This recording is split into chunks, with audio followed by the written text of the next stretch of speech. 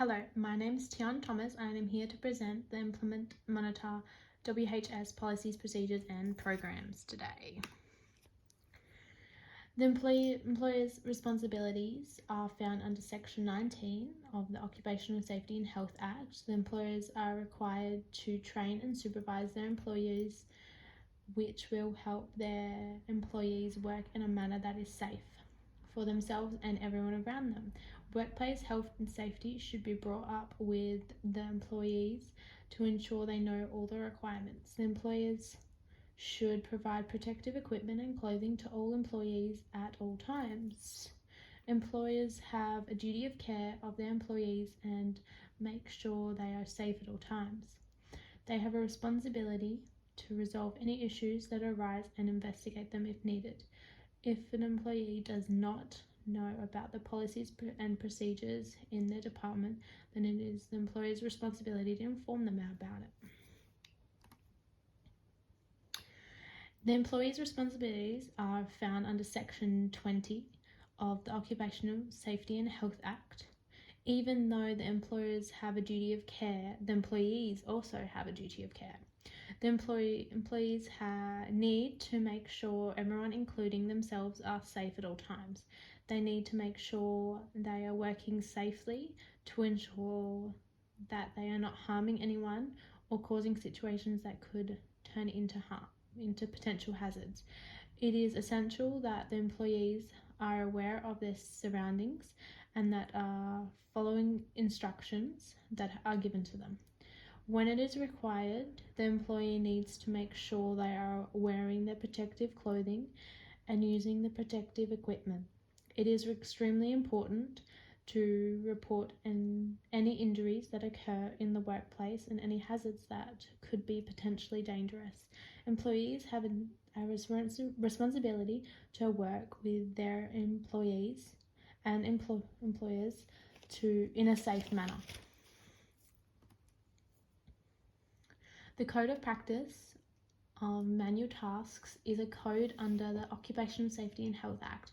It provides guidance for employees of how to perform the desired duties in a safe manner.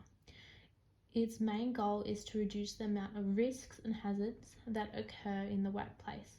By making this a part of the OSH Act, it helps reduce injuries of the amount of absences that the employees need to take. The Code of Practice can help businesses with their performance and increase the productivity of the employees.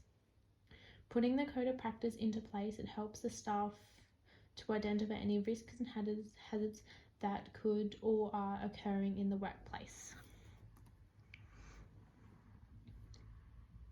The Guidance Notes is a document that provides information on the legislation, regulations and the standards. The document helps the workplace prepare for emergency evacuations that might occur. In the detailed document, it is not possible for it to cover every situation that might occur when an emergency evacuation needs to be done. There are certain obligations that are required in the guidance notes, such as ensuring that there is an evacuation procedure in place and identifying any hazards that may occur. The aim of the guidance notes for emergency evacuations is to reduce and maybe eliminate the risks of injuries that occur during the evacuation procedure. They do this by identifying hazards, evaluate the risks and placing control measures within the area.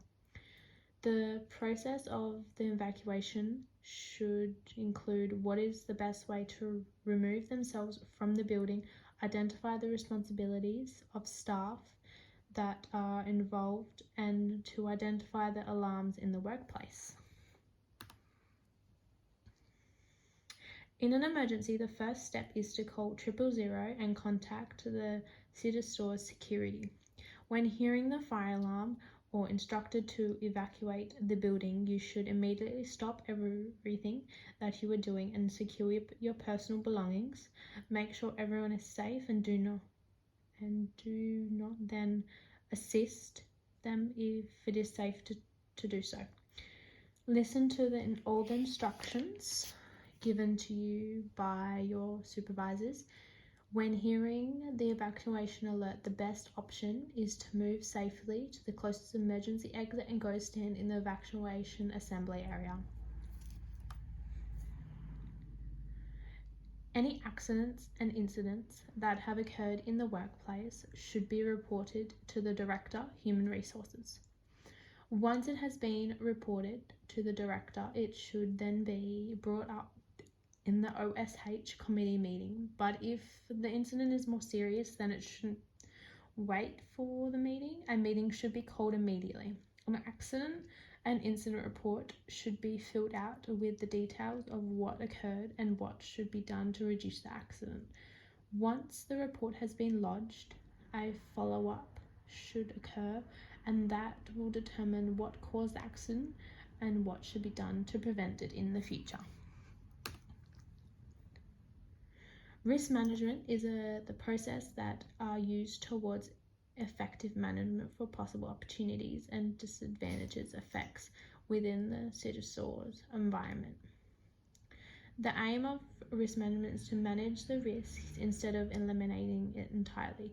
It's important to advertise the process of risk management and improve the staff's thoughts of management and of risks. When using risk management in the workplace, it has an important part of project management. While using risk management, it is important to use the correct documents and information. The hierarchy of control helps the employers identify the best way to handle the hazards and risks that appear in their workplace. It outlines what the employers have to follow when dealing with the hazards. This includes elimination, substitution, isolation, engineering controls, administration controls, and personal protective clothing. Elimination is used when the best option is to remove the hazard from the situation so it does not bring harm to the staff. Substitution is when the hazard can be replaced with a safe option when it is being used. Isolation is when you separate the employees from the hazard itself. Engineering controls involves putting safety features around the workplace to protect the employees. Administration controls are putting policies and procedures into place at the workplace. Personal protective clothing is when employees are required to use protective clothing and equipment that their employees supply them with. The policies and procedures for CITESORs are located under the file Policies and Procedures in the Intranet. Thank you for listening to my presentation.